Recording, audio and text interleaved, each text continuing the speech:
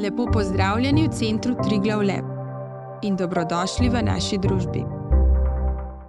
Drage dame, spoštovani gospodje, cenjeni gostje, predstavniki medijev in drugi strokovnjaki. Res lep pozdrav vsem in dobrodošli v prostorih, v katerih smo pred približno letom dni razpravljali o vremenskih ekstremih. Takrat se nam seveda ni niti sanjalo, da se lahko zgodijo neurje in poplave, ki so lani potem tako hudo prizadeli Slovenijo.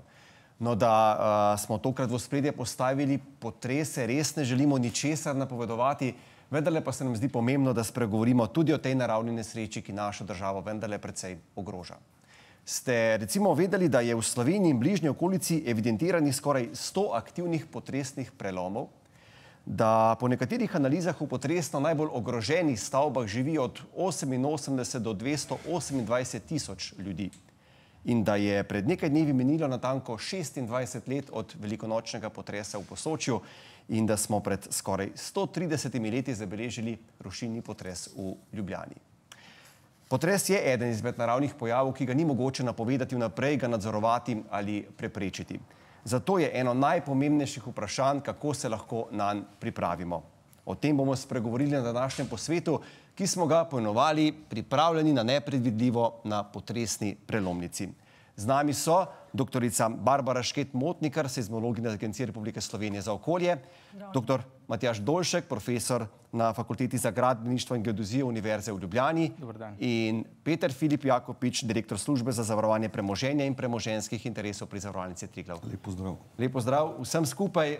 Gospa Šket-Motnikar, morda za začetek povejte nam na najbolj preprost, kratek in razumljiv način, kaj sploh je potres in kako potres sploh nastane. Ja, potres mi zaznamo kot tresenje zemlje, nastane pa zaradi pretrga v zemljini notranjosti. Namreč zemljina trdna opila, imenujemo litosfera, je razpokala na tektonske plošče in ti plavajo na plasti, ki je že malo bolj viskozna zaradi vročine notranjosti, in ti plošče se ves čas premikajo in včasih pride da se zataknejo pri premikanju in takrat se začne kopičiti napetost. In ko se spet sprosti v gibanje, to mi čutimo kot potres, ker takrat potresni valovi grejo na vse strani in mi to čutimo kot tresenje. In če se osredotočimo na Slovenijo, katera območja pri nas v naši državi so tista potresno najbolj nevarna in zakaj? No, tole je nova karta potresne nevarnosti in vidimo, da največja potresna nevarnost gre po diagonali približno v pasu od Bovca do Brežic. Največje pospeške lahko pričakujemo povsem na meji z Italijo, zahodno od Bovca, in to zaradi velike potresne aktivnosti sosedne Forlanije. Potem malo bolj vzhodno so pomembni dinarski prelomi, tu je tudi območje Idrije, kjer smo zaznali največji zgodovinski potres. No in potem Ljubljano moram tudi omeniti, ne zaradi največjih pospeškov, ampak zato, ker smo ogroženi zaradi gostote prebivalstva. In potem še območje okrog Brežic, tu pa so najštevilčnejši, a malo bolj zmerni potresi. Gospod Dolšek, kaj menite vi, kakšna je recimo ozaveščenost Slovencev, kar se tiče potresne ogroženosti? Problem je, ker nimajo ustreznih informacij, se pravi, da bi na enostaven način prišli do informacij o potresnem tveganju in na tej osnovi tudi nekako dobili občutek, ali so ogroženi ali niso, ker potres je pač takšen pojav, saj tisti močen potres ima zelo dolge povratne dobe in k sreči recimo v velikih generacijah tega sploh ne občuti, ampak ko se pojavi, so pa posledice lahko izjemno močne. Ampak koliko pa vendarle pozornosti po vaših izkušnjah namenjamo potresni varnosti zgradb pri nas?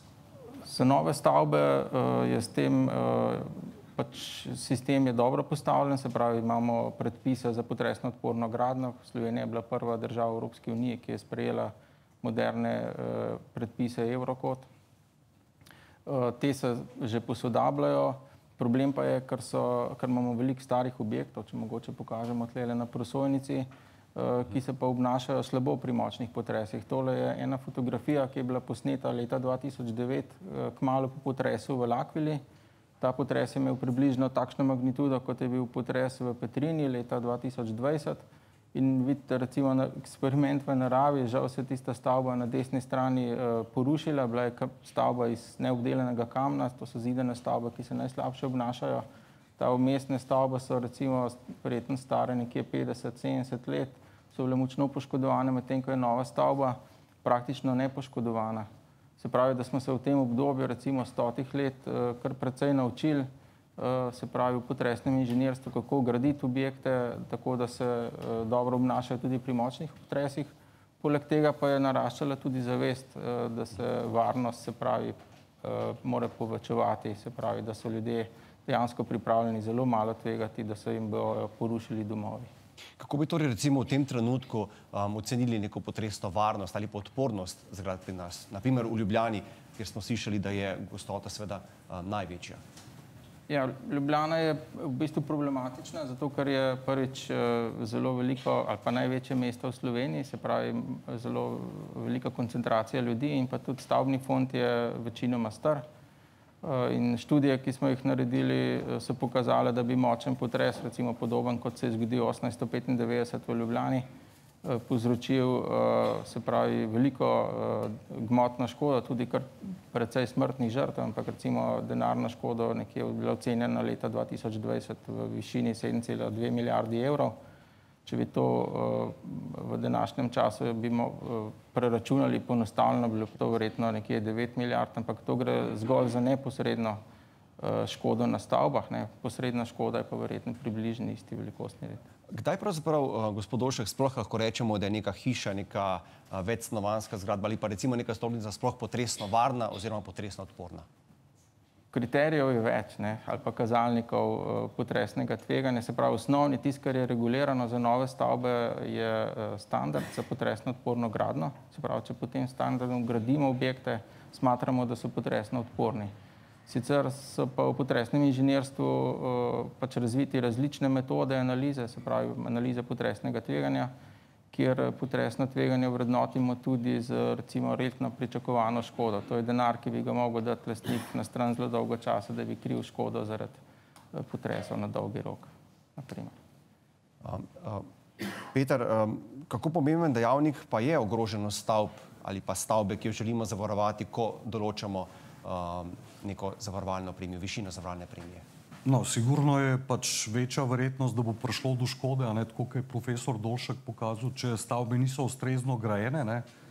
Zdaj recimo na našem ozemlju ali pa na ozemlju bivše Jugoslavije se je leta 1964 zgodil en velik potres v Skopju in takrat se je tudi začela ta zakonodaja tudi v Sloveniji v bistvu razvijati.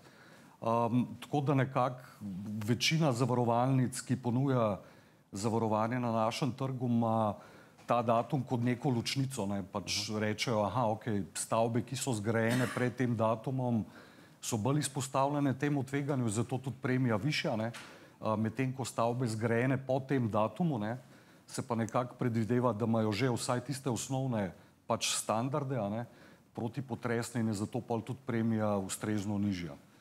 Ali tukaj zavarovalnica te stavbe, ki so bolj ali manj ogrožene, tudi uvršča določene razrede in na podlagi tega tudi določa zavarovalno premijo? Koliko te razredi ogroženosti vplivajo na? Ja, v bistvu je tako, pri potresnem zavarovanju je značilno, da je zelo izpostavljen kumuliranju, tako kot je že profesor Dolšek povedal, če bi recimo Ljubljano stresel ponovno tak potres, bi imeli, ste slišali, za 9 milijard neposredne škode, pa približno še enkrat toliko posredne škode, kar je čist preveč za, bom rekel, eno zavarovalnico ali pa pozavarovalnico. Zato je zelo značilno, da se te riziki zelo razpršijo. In na koncu recimo več 10 pozavarovalnic po celem svetu recimo nosi tako tveganje tudi za slovenski potres. Ne omenim, da je recimo, naša zavarovalnica, ki je bil velik potres na Japonskem, ki mu je sledil cunami, če se spomnite, je tudi v bistvu skupina Triglav del škode plačala, ker je pač v tem metodologiji izmenjave tveganj smo tudi mi tam pač določene rizike imeli. Tako da običajno je pol praksa, tako nepisano poslovno pravilo je, da tisti, ki največji delež tega rizika prevzame nase, tudi določ potem te cone, po katerih sprašuješ, od katerih je tudi premija odvisna in pol vsi ostali sledijo. So pa te cone dosti podobne tem razredom, ki jih je dr. Šketova pokazala. V končni fazi gre za neke podatke iz preteklosti, se pravi za neke podatke o predvidenem pospešku tal, na podlagi katerega se zračuna neka verjetnost, da bo prišlo pač do tega dogodka. To, koliko je pa naselje poseljeno, pa je pa potem pač vpliva na to, kakšna škoda je. Vi imate lahko potres na nekem področju, kjer pač ni nobenih hiš in praktično škode ni. Lahko imate pa na nekem urbanem področju, so pa pol posledice bistveno drugačne. Kako se lahko sicer stranke pri Zavarovalnici Triglav zavarujejo pred potresom? Tudi recimo tisti, ki živijo, kot smo prej omenili, v tistih potresno najbolj nevarnih zgradbah, stavbah. Ja, običajno, mislim, potres se vedno dodaja kot neka dodatna nevarnost, in recimo v pač našem portfelju približno 1/3 stanovanjskih objektov, se pravi hiše pa stanovanja so zavarovani tudi pred potresom, medtem ko na poslovnem segmentu, se pravi, če gledamo poslovne kapacitete, proizvodne zalogo, oprema recimo, oprema je tudi ena taka stvar, ki v primeru potresa verjetno bi bila večja škoda kot na sami zgradbi, sploh pri kakšnih visoko tehnološko moderniziranih proizvodnih procesih, te so pa približno 1/4 je zavarovanost.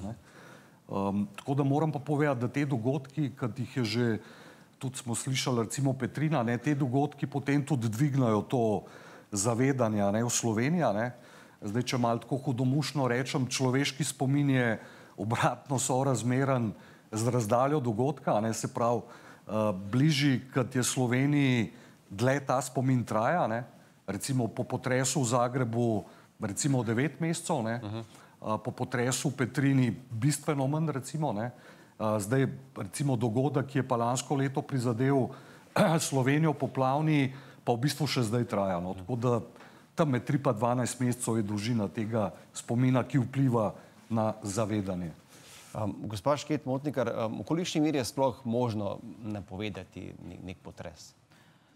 Zdaj, če napoved smatramo kot podatek, kje se bo zgodil potres, kdaj se bo zgodil in kako močan se bo zgodil, potem tega seizmološka stroka še vedno ne zna, čeprav se trudi že več desetletij. Znamo pa ocenjevati verjetnostno, kaj se lahko zgodi, naprimer v enem obdobju, kakšne pospeške lahko pričakujemo na nekem področju.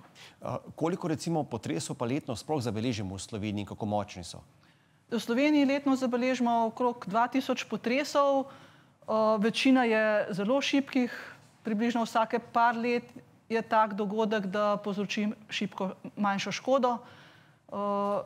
Mi jih pa zaznamo, prebivalci jih pa zaznamo okrog 150 do 200 na leto. Kako pa sploh merite recimo potrese? Ja, potrese ne moramo neposredno meriti, zato imamo magnitudo, to je mera za velikost potresa in približno lahko ocenimo, je korelirano s tem, kakšna energija se sprosti v potresu. Po drugi strani pa lahko merimo učinke potresa, to je pa potresna intenziteta, je pa seveda odvisno, na katerem mestu mi to opazujemo. Se pravi, magnituda je 1, se nanaša na potres, potresna intenziteta se pa nanaša na naselje, kjer opazujemo, kakšne so posledice. No, med goste smo danes povabili tudi trio. Gre za prvo realistično virtualno asistentko Zavarovalnice Triglav, ki združuje najnaprednejše tehnologije umetne inteligence. Čeprav je ta 3D avatarka postavljena še v demo verziji, predlagam, da tudi njo na kratko vključimo v debato. Tria, zanima nas, kakšne posledice bi danes povzročil potres, ki je leta 1895 se zgodil v Ljubljani? Hvala za vaše vprašanje. Če bi se v Ljubljani danes zgodil potres podobne moči kot tisti iz leta 1895, bi posledice bile obsežne. Zaradi gostejše poselitve in večje infrastrukture bi lahko pričakovali večjo materialno škodo na stavbah in objektih. Sodobni gradbeni predpisi in potresno varna gradnja sicer povečujejo odpornost novih zgradb na potresne učinke, vendar veliko obstoječih stavb morda še ni dovolj prilagojenih za takšne razmere. Zato bi bilo pričakovati poškodbe na starejših zgradbah, infrastrukturnih objektih ter možne prekinitve pri oskrbi z elektriko in vodo. Za zavarovalnico Triglav bi to pomenilo veliko število zavarovalnih zahtevkov zaradi poškodovanih ali porušenih objektov. Gospod Dolšek, kaj porečete na tale odgovor? Ja, mislim, da je korekten odgovor. Ne? Pa mogoče dodamo še tule, kakšna pa bi bila recimo škoda, če bi se v Ljubljani zgodil podoben proces kot smo ga omenili pred 4 leti na Hrvaškem? Ja, ta škoda bi bila gotovo še večja kot tista, ki sem jo omenil prej. Ne? Se pravi, petrinski potres je magnituda je bila višja, kot je bila tista ocenjena za ljubljanski potres 1895. Verjetno približno za nekih 30–40% večja številka od prejšnje vrednosti. Ne. Mogoče bi pa še menil te številke, ko smo govorili, to gre za medijane, se pravi, to je recimo najbolj verjetna vrednost, medtem ko je, če bi šli gledati interval zaupanja, recimo 90% interval zaupanja, so te številke zelo v velikem razponu. Če ostaneva še malo pri številkah, koliko stavb v Sloveniji pa recimo na dolgi rok ne dosega tega sprejemljivega potresnega tveganja? Ja, na dolgi rok je bilo nekako ocenjeno v sklopu študije, ki smo jo delali kot strokovne podlage za resolucijo potresne varnosti v Sloveniji. Nekje 200 000 delov stavb oziroma stavb, kar približno znaša 100 000, kar je približno 20% vseh stavb v Sloveniji. Približno v teh stavbah živi tudi nekje 20% vseh ljudi v Sloveniji. Kar je kar zaskrbljujoč podatek. To je velika številka, ja. Peter, kakšno pa je po vašem mnenju zavedanje prebivalcev škodi, ki jo lahko povzroči potres? Prej smo slišali, zavedanje poraste po vsakem takem večjem dogodku v Sloveniji ali pa v okolici, pa vendarle se vam zdi, da je to zavedanje oziroma kaj kažejo številke zavarovalnice v tem smislu? Ja, zavedanje nekako ocenjujemo, da je nekako relativno nizko, ne, glede na to, da so je sploh v preteklosti se kar nekaj dogodkov v naši okolici zgodilo, ne, pa kljub temu ta zavarovanost ni bistveno poskočila. Ne. Treba je tudi povedati, da pri nam zavarovanje pred potresom ni zakonsko obvezno zavarovanje. Ne. Recimo poznamo države, kjer imajo bolj razvite zavarovalniške trge, kjer v bistvu že od začetka prejšnjega stoletja so se razvijali neki modeli, v katere je tudi država vstopila, ne, kjer je v bistvu zavarovanje za ne samo za potres, ampak za vse naravne katastrofe obvezno. Ne. In tam je pol zavarovanost 90 in več procentna, ne, in je to že tako dobro razpršeno tveganje, ne, se pravi, te številke matematične modeli v ozadju že toliko dobro funkcionirajo, ne, da je tudi premija potem lahko toliko ustrezno nižja, da je praktično dostopna vsem. Ne. Tako da prakse po svetu so pač zelo različne, recimo, ne. Drugač tudi recimo v Turčiji, ki je nekako v Evropi potresno nekako najbolj izpostavljena država, ne. Tudi recimo v lanskem letu največji potres je bil zabeležen v Turčiji, v Siriji, ne, kjer so tudi številke nekaj 10-krat presegle to, kar je profesor Dolšek predko zaradi občutka pa reda velikosti, ne. Tako da je zelo, bom rekel, različen je ta delež zavarovanosti. Pri nam je pa tako, kot sem že omenil, nekje med 1/3 pa 1/4. Tako. Mislim, da imamo celo podatek pripravljen, kar se tiče delež zavarovanosti. Ja, tle se lepo vidi, v bistvu, da po teh potresih, če se spomnite, najprej je Zagreb med prvim lockdownom je Zagreb stresu potresa, ne. Potem v času Božiča pa še Petrinjo, ne. In takrat, kot sem že omenil, to zavedanje nekako kar poraste, ne, in se pol na dolgi rok nekako na določenih segmentih ohrani, na določenih gre nazaj, no, ampak tle je očitno išlo za dva toliko konkretna dogodka, da sta dejansko vplivala tudi na zavedanje ljudi, ne. Je pa to še relativno vse nizek delež zavarovanosti, tako če primerjamo z nekimi drugimi nevarnostmi, recimo, ne.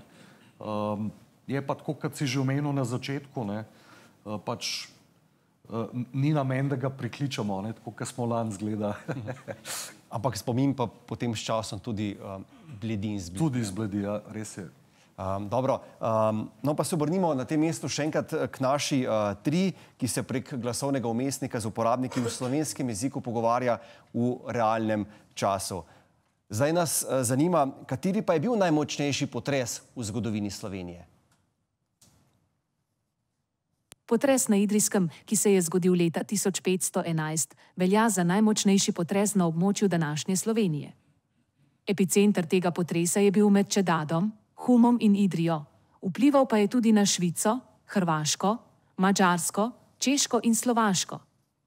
V Sloveniji je bila Idrija najbolj prizadeta, saj je bila skoraj popolnoma porušena.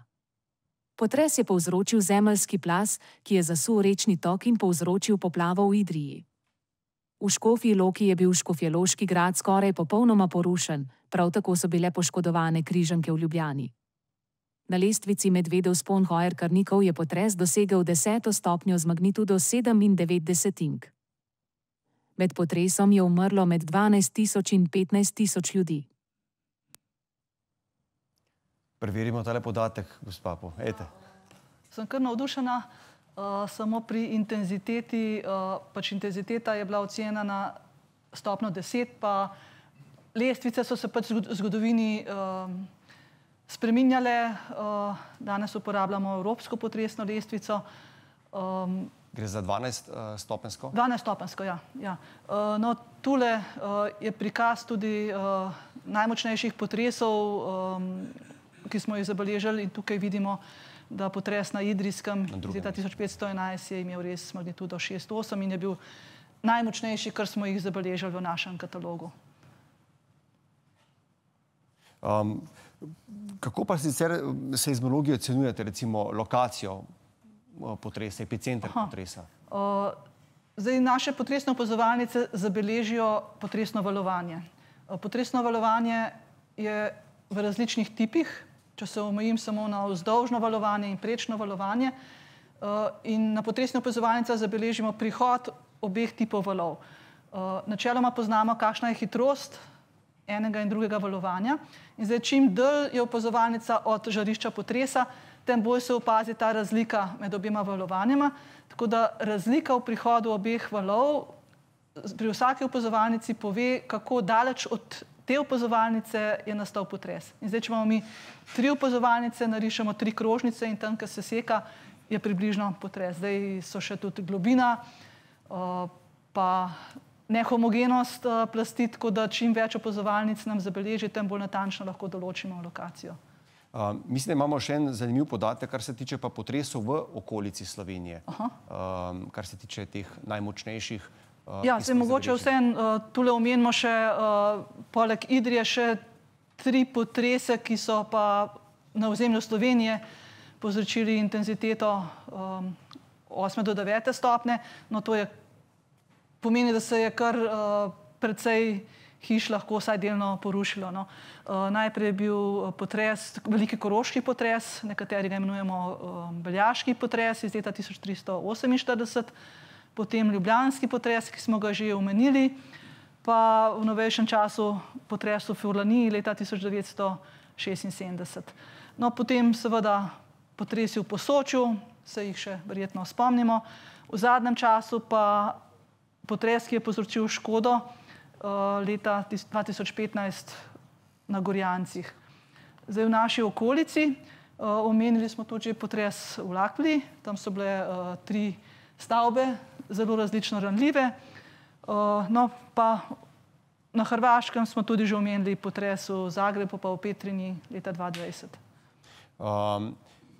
Večkrat smo danes že omenili potresno nevarnost in potresno ogroženost. Nam morda lahko na kratko razložite, kakšna je pravzaprav razlika med enim in drugim pojmom? Ja, zdaj mi potresno nevarnost smatramo kot potres kot naravni pojav, brez posledic na ljudi. In pri tem ocenjujemo predvsem, na katerem območju lahko nastanejo določeni pospeški ali pa intenziteta, oziroma lahko nekako predvidimo, kako pogosti bodo potresi. Pri potresni ogroženosti pa poleg nevarnosti vključujemo še, kakšna je ranljivost stavbnega fonda, kakšna je naseljenost, kako smo izpostavljeni. Sprav tukaj gre pa parameter, s čimer merimo potresno odpornost, so pa evri, recimo. Bi tukaj gospod Dolšek še kaj dodali, kar se tiče ocene potresne ogroženosti? Ja, jaz mislim, da je Barbara dobro razložila. Gre za kombinacijo potresne nevarnosti in pa ranljivosti objektov. Če te stvari združimo, potem dobimo informacije o potresnem tveganju in če tvegamo preveč, govorimo, da smo ogroženi. Sicer pa, kaj bi morali še storiti, katere predpise bi morali še sprejeti, da bi recimo izboljšali, okrepili, zagotovili boljšo gradnjo stavb v prihodnje? Ja, kot sem že omenil prej, za novogradnjo je že kar dobro poskrbljeno, ne? Se pravi, imamo ustrezne predpise za potresno odporno gradnjo. Mogoče problem, ki je, da ni obvezna revizija projektne dokumentacije, kar pomeni, če se bo projektant gradbenih konstrukcij zmotil, pač objekt ne bo dober, ne? To mogoče bi bilo za odgovorne lastnike priporočilo, da se te reviziji poslužujejo. Problem so pa pač stari objekti, kot je bilo danes že dostikrat omenjeno, ne, da je pač zavest ljudi je kratkotrajna, ne, in zaradi tega bi bilo treba se pravi, krepitev potresne odpornosti regulirati v Sloveniji, se pravi, da bi na različne načine, ne, se pravi, z prenovo objektov, z novogradnjo, zavarovanji in cel kup drugih možnosti, kar pa pomeni, da bi mogli te stvari še razviti in potem spraviti v zakonodajo. Koliko pa se recimo po vašem mnenju dejansko sploh splača vlagati v sanacijo nekih obstoječih potresno nevarnih zgradb in kako naj se sploh tega lotimo? Zelo eksaktnih modelov, da bi te stvari izračunali z eno številko in da bi rekli, kaj se splača, kaj se ne splača, jih ni, ne. Ključni parameter tukaj je potresno tveganje in to je pač, kakor je vsak lastnik pripravljen tvegati, toliko bo potem tudi vložil denarja v prenovo, ne. Ampak če bi šli gledati samo po metodi stroškov in koristi, bi bila recimo novogradnja bistveno cenejša, kot je sedaj, ne. Zaradi tega dejavnika, ker smo zelo malo pripravljeni tvegati. In seveda, ko govorimo o tveganjih, je seveda to en pomemben dejavnik tudi v zavarovalnicah. Peter, kakšna je recimo razlika, če za potres zavarujemo recimo neko celotno nepremičnino ali pa recimo samo del neke večstanovanjske zgradbe? Ja, bistvena razlika, ne. Namreč treba je razumeti, da v primeru škode zavarovalnice vedno plačajo gradbeno vrednost škodno, ne, se pravi ne tržno, ne. In zdaj, če imate recimo v Sloveniji zelo visok delež prebivalstva, pač živimo v večstanovanjskih objektih, a ne, v blokih, stolpnicah in podobno, ne. In v primeru, da vsi etažni lastniki, da se ne odločijo za potresno zavarovanje, ne, in recimo, če bi prišlo do potresa, ki bi porušil blok, v katerem je 30 stanovanj, in zdaj, če ima samo 1/4 ali pa 1/3, tako kot sem prej omenil, zavarovanja, ne, pomeni, da bi mogli ostali etažni lastniki iz pač lastnega žepa, bom rekel, zagotoviti sredstva, da ponovno vzpostavijo prvotno stanje, ne, ker v nasprotnem primeru tudi tisti 3-4 lastniki, ne, z gradbeno vrednostjo ne morejo pač priti do novega stanovanja, ne. Zaradi tega, že prej sem omenil, preden to ni zakonsko obvezno, ne, tudi recimo upravniki so sicer zavezani k zavarovanju večstanovanjskih stavb, ampak zakon ne pove konkretno, katera zavarovanja so to, tako da ta delež je približno enak kot pri individualnih, kot sem jih prej omenil, ne. Lahko pa kot zanimivost to povem, ne, da na nekaterih bolj razvitih zavarovalniških trgih so pa recimo zavarovalnice že ponujajo zavarovanje na tržno vrednost, a ne, kar pomeni, da če jaz živim v stolpnici, ne, in pač tudi če moji sosedi nimajo potresno zavarovano zgradbo, ne, in če bi potres uničil zgradbo do te mere, da bi jo mogli porušiti, bi si jaz zavarovalnino lahko kupil novo, mislim pač primerljivo stanovanje v nekem drugem bloku, ne. Medtem ko zdaj na normalnih trgih, če tako rečem, ne, pa tega pač ne bi mogel narediti, ne. V tem je bistvena razlika med zavarovanjem dela stavbe ali pa med nekim stanovanjskim objektom, ki ima samo enega lastnika. No, recimo v lanskih poplavah v Sloveniji smo videli, da se tudi nekatera območja, ki sicer niso bile umeščena na poplavne karte, niso izognila tem močnim, visokim vodam. Pa me zanima, gospa Šket Motnikar, kako točne pa so recimo potresne karte. Prej smo videli tisto najnovejšo, ki naj bi začela veljati, mislim, da s 1. majem letos. Drži? No, nasprotju s poplavami na karti Slovenije nimamo območij, ki bi bila potresno varna, ne. Povsod vidimo, kakšne pospeške lahko pričakujemo. Lahko ponovite vprašanje, prosim? Zanima me, kako točne so te potresne karte oziroma potresna karta. Karto potresne nevarnosti ocenjujemo na podlagi preteklih potresov, se pravi katalog potresov na podlagi geološko-seizmotektonskih značilnosti in potem najprej konstruiramo potresne izvore, to so območja, kjer pričakujemo potrese in jim podamo najpomembnejše parametre, se pravi, kakšna je največja magnituda, ki se lahko zgodi na tistem prelomu, naprimer, in tako naprej. In zdaj vsi ti parametri, seveda jih ne znamo natančno oceniti, ampak imajo neko negotovost, zgradimo tako imenovano logično drevo, tako da ti pospeški, ki so prikazani na karti, so pač povprečje vseh teh vej, znamo pa tudi, recimo za izbrano naselje, oceniti, kakšen je pa razpon, kot ste že prej omenili, recimo 90% razpon negotovosti. So pa te karte verjetnostne, se pravi, ne gre zdaj, kje se bo zgodil potres, ampak konkretno ta karta pove, kaj se bo zgodilo. Te karte za 90% verjetnostjo ne bodo presežene v 50 letih. To pomeni verjetnost. Pa lahko recimo sploh rečemo za območja, ki niso označena kot potresno nevarna, rečemo, da so dejansko varne? V resnici nikjer v Sloveniji ne moramo izključiti, da bi prišlo do poškodb zaradi potresa. Peter, morda še podatek, več kot polovica poškodovanih objektov, ki so bili zavarovani pri Triglavu, recimo ali ni imela zavarovane za poplave, kaj smo se recimo iz tega naučili, tudi v luči recimo morebitnega potresa, če bi se zgodil? Ja, tako ne, pač vsi upamo, da ni treba, da se zgodi kaj takega, da bi se dvignila ta zavarovanost. Dejansko je pa tako, kot si že omenil, po lanskih poplavah veliko število zavarovancev ali pa lastnikov hiš v bistvu sploh ni vedel, ali ima ustrezno zavarovanje ali nima. V bistvu so šele takrat začeli sploh razmišljati o tem oziroma urejati te stvari. In se je pol izkazalo, pač pri nekaterih, lahko rečem, da je Gauss tudi zdaj deloval. Se pravi, smo imeli stranke, ki so se oddahnile pa rekle, hvala Bogu smo imeli, vse bo v redu. Smo imeli pa tudi na drugi strani Gaussa pač tiste, ki tega niso imeli. In se je tudi ta delež zavarovanosti zdaj tudi pri poplavah dvignil. S tem, da je tako, mali razlika med poplavo pa pri potresom. Pač potres je zelo, tako rečeno, vemo, kaj se zgodi na kakšen način, medtem ko poplava ima pa različne oblike. Večina ljudi misli, da je poplava samo, ko reka narašča in prelije bregove.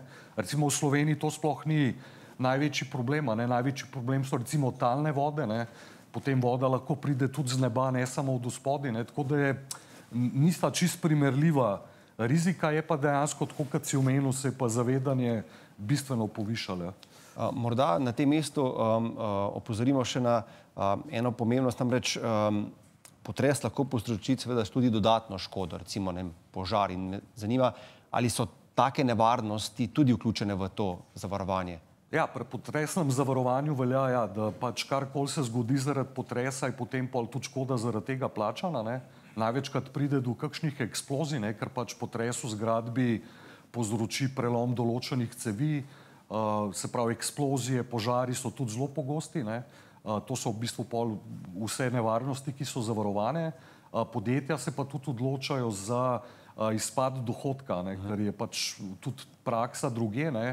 Se izkaže, da po takem potresu, sploh če je oprema uničena, pač nekateri posli imajo take obrate, da rabiš lahko tudi 3, 6, 9 mesecev, da spet zaženaš proizvodno, in v tem času podjetje pač ne proizvaja, ne ustvarja dobička, ne more pokrivati fiksnih stroškov in tudi to se da zavarovati v okviru pač potresnih zavarovanj. Dobro, morda za zaključek tega pogovora, če se navežem na naslov današnjega dogodka, pripravljeni na nepredvidljivo, moče z vašega zornega kota, kako smo v tem trenutku pripravljeni na potres. Recimo pa, če vzamemo kar tole 12-stopenjsko evropsko potresno lestvico, od 1 do 12. Gospa Šket-Motnikar, kaj pravite? Zdaj stališča posameznika, to seveda je odvisno od enega do drugega. Spodbujam, da se že naprej pripravimo, kako dobro kaj bomo mogli narediti pred potresom, med potresom, po potresu. Ocenjujem, da smo tu nekje na sredini, recimo 6. Stališča investitorjev pa samo apeliram, da držimo se predpisov. Še to sem mogoče pozabila omeniti, ko ste že sami rekli, da po 1. maju bo tale karta postala obvezna. Ravno zdaj smo pa v nekem prehodnem obdobju, kjer projektanti lahko uporabljajo tudi še dosedanjo staro karto potresne nevarnosti. Dobro. Gospod Dolšek, kje smo? Moje mnenje je, da je Slovenija potresno neodporna. Ne toliko, da bi imeli recimo slabe stavbe v primerjavi s sosednjimi državami ali pa bistveno višjo potresno nevarnost, ampak problem je, ker Slovenija je izjemno majhna skupnost. In če bi se zgodil en močen potres, bi bila recimo škoda, tisto, ko smo prej omenjali, recimo nekje velikostnega reda 15% bruto domačega proizvoda in to bi bilo velik problem za Slovenijo.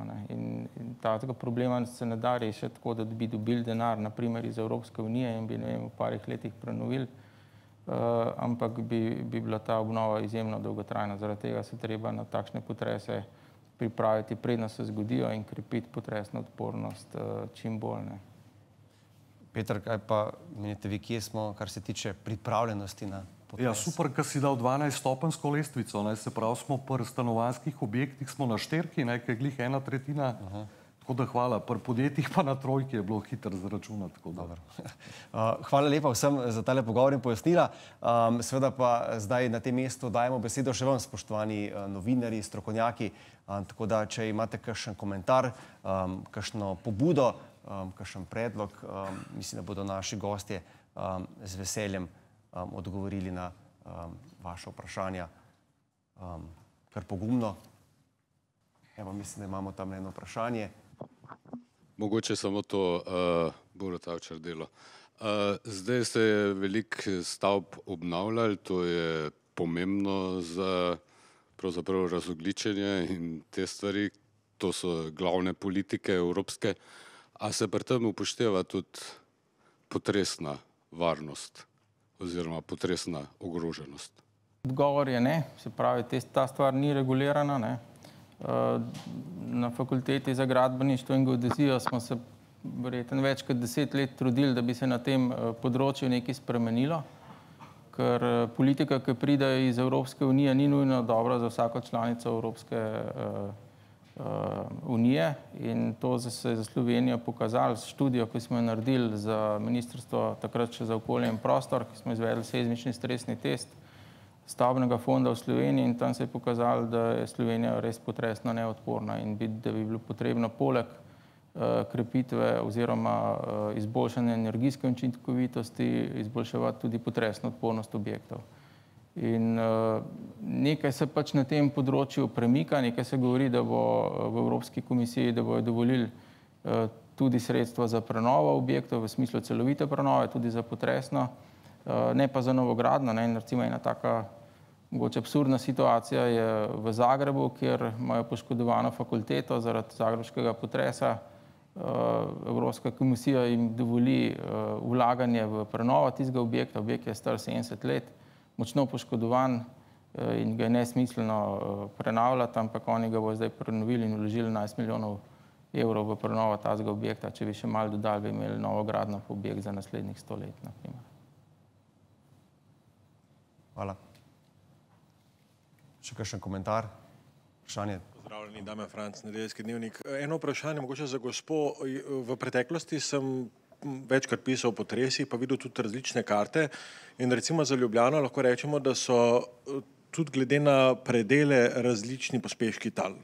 In zdaj mene zanima, recimo Barje menda je zelo izpostavljeno, za razliko tukaj, kjer smo zdaj Bežigrad, kjer je precej manjši pospešek tal predviden.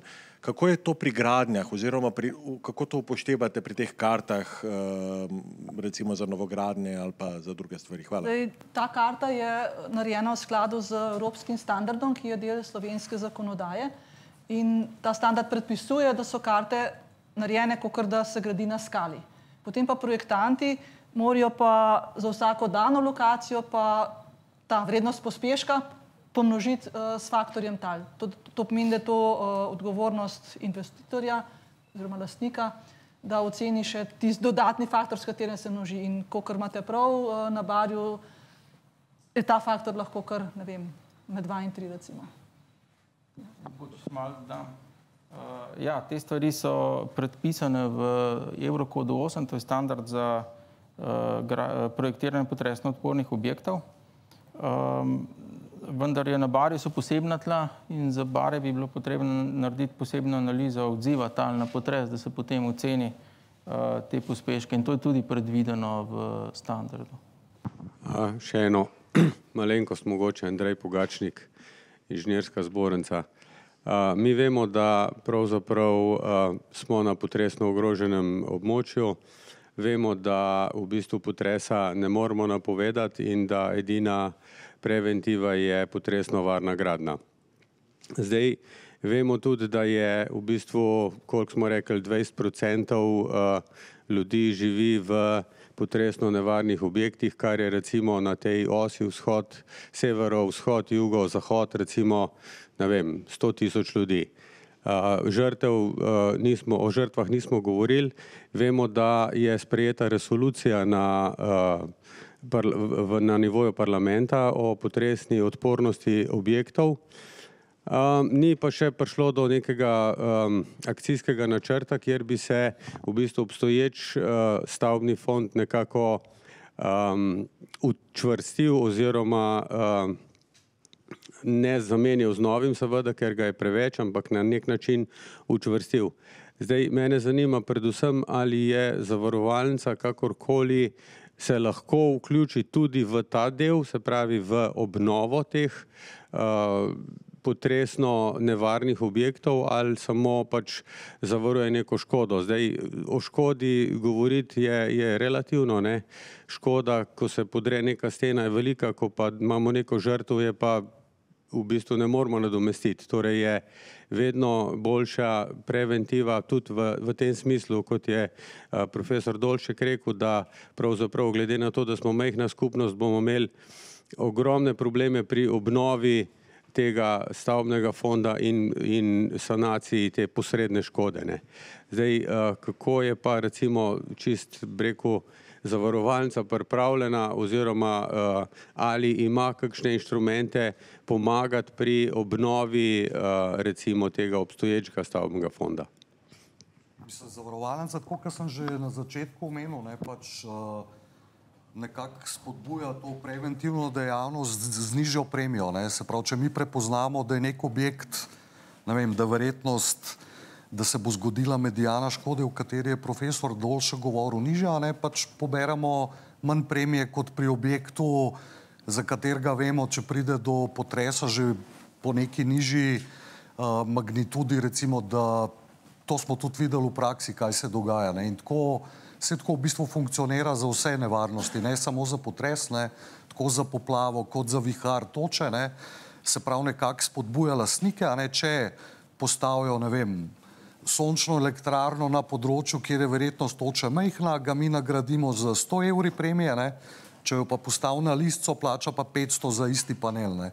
In pri potresu je dosti podobno, ne, se pravi, če greš graditi hišo v Ljubljani, kjer je verjetnost 4-krat večja kot na Goričkama, ne, je tudi pol premija toliko višja, ne. Tako da na tak način posredno, če tako rečem, v bistvu zavarovalnica nekako nagrajuje neko preventivno oziroma gospodarno upravljanje s tveganji, na primer, ne. Tako. Prej sem omenil, da v bistvu mi gledamo, mislim mi, pač cel trg, različne zavarovalnice, sicer različne produkte ponujamo, ampak določene stvari so jim pa skupne in raven ta letenca, ki sem jo prej omenil, ne, vedno pač nekako tehtamo ravnovesje, iščemo med strokovnostjo pa enostavnostjo, ne, ker če bi zdaj za vsako stavbo za 7 elementov preverjali, z katerega leta so pol to ne bi sklenil, ker nima noben tok časa, ne, tako da mi rečemo do leta 65, nejasno, če je pa stavba renovirana, ne, na način, da je z nekim bistvenim posegom v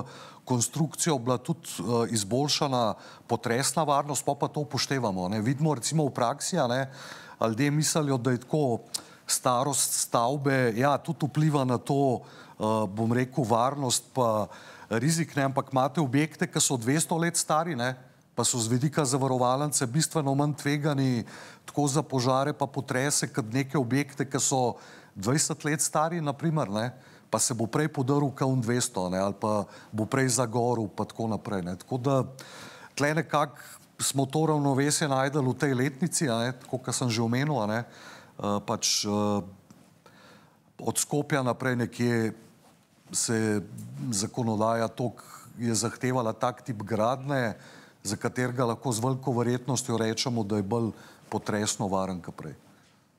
Moje mnenje je, da je tle veliko možnosti za razvoj. Prej sem omenil, da smo na Fakulteti za gradbeništvo in geodezijo razvili potresne izkaznice, pravzaprav so harmonizirane z energetskimi izkaznicami in če bi bile te uvedene, bi bilo dovolj kvalitetne informacije, da bi se jih posluževala tudi zavarovalnica in bolj pravično recimo določila premije. Ko Boštjan, zavarovalnica Triglav. Vprašanje za doktor Šket, pa tudi doktor Dolška. Obstaja na podlagi neke zgodovine oziroma neke potresne nevarnosti, a lahko izločimo neka območja, ki pa zaradi res neke velike verjetnosti nastanka te škode celokupne mogoče niso primerna za gradnjo. Zdaj, če ne v Sloveniji, mogoče kakšna praksa iz okoliščine oziroma sveta. Zdaj, podobno kot recimo v Savinjski dolini, ki zdaj po poplavah je neko območje, verjetno bo zdaj prav prepoved gradnje, verjetno v bližnji prihodnosti, ali se da mogoče na drugi strani res tudi neko zelo nevarno območje, ogroženo z velika potresov, premostiti z neko napredno pa primerno gradnjo. Torej, a je stvar potem samo v tehnologiji, načinu gradnje, ali so res neka območja, kjer bi bila možna poselitev res toliko nevarna, da je dejansko neka prepoved, da se tam pač žal ne sme več graditi. Jaz bi mogoče še pokazala, tole je karta Evrope, potresna nevarnost, in tukaj vidimo, da potresna nevarnost v Sloveniji je nekje srednja, ne najnižja, ne najvišja. Ampak že iz tega, če vemo, da se gradijo stavbe tudi v Grčiji, Italiji, Turčiji. Jaz mislim, da je gradbeništvo dovolj razvito, da bi lahko gradili kjerkoli, samo pač postopki so drugačni. Mislim, moj odgovor je podoben. V Sloveniji, se pravi, kar se tiče stanovanjske gradnje, potresna nevarnost ni tako visoka, da ne bi mogli graditi zaradi nje. Urban Čerek, Bloomberg Adria. Zdaj, ko se politika pripravlja na referendum o nuklearki novi, bi lahko še mogoče z potresne varnosti kaj o tem povedali? Je to sploh še dejavnik, ki ga je potrebno upoštevati pri tem razmisleku? Mogoče podobno, kakor odgovor na prejšnje vprašanje, s temi raziskavami, ki so pač številne, mednarodne, recenzirane, je cilj, da ocenimo, kakšni pospeški lahko nastanejo, ampak to v zelo, zelo dolgem obdobju. In tudi tukaj sem prepričana, da gradbeništvo pa pozna odgovor, kako potem zgraditi, da bo dovolj varno, če znamo dobro oceniti, kakšen pospešek lahko nastane. Še mogoče dodam. Trenutno se delajo te študije, se pravi analiza potresne nevarnosti za območje Krškega. To so, bi rekel, bolj napredne študije, kot so bile narejene recimo za celotno Slovenijo. Bistveno bolj kompleksne. In ja, odgovor je, da je po mojem mnenju to en ključnih dejavnikov, ki ga bo treba upoštevati pri gradnji nuklearke ali pa tudi pri oceni varnosti obstoječe nuklearke. In se ne moramo zatiskati oči, ker smo tukaj pred mednarodno javnostjo in slej ko prej bojo pač stvari prišle tudi v mednarodni prostor in zagotovo bojo te analize želeli imeti. Hvala. Mislim, da je bilo to seveda, bodo naši gostje na voljo za morebitne vprašanja, izjave tudi po zaključku tega uradnega dela. Zato na tem mestu vsem skupaj hvala lepa za obisk, bilo nam je veselje, da ste bili z nami.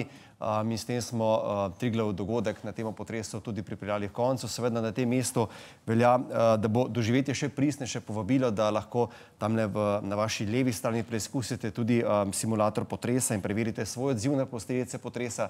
Seveda pa vam je na voljo tudi naša 3D avatarka Tria, ki že komaj čaka, da jo še kaj izprašate in povprašate. Seveda pa velja tudi prijazno povabilo na kavo in prigrizek. Pripravili smo vam še v vrečkah eno majhno darilo, ni sicer zavarovanje oziroma ne bo vam služilo kot varnost pred potresom, bo pa zaščita pred dežjem ali pa recimo klopi. Tako da hvala lepa, upam, da smo zdaj kaj bolje pripravljeni na nepredvidljivo.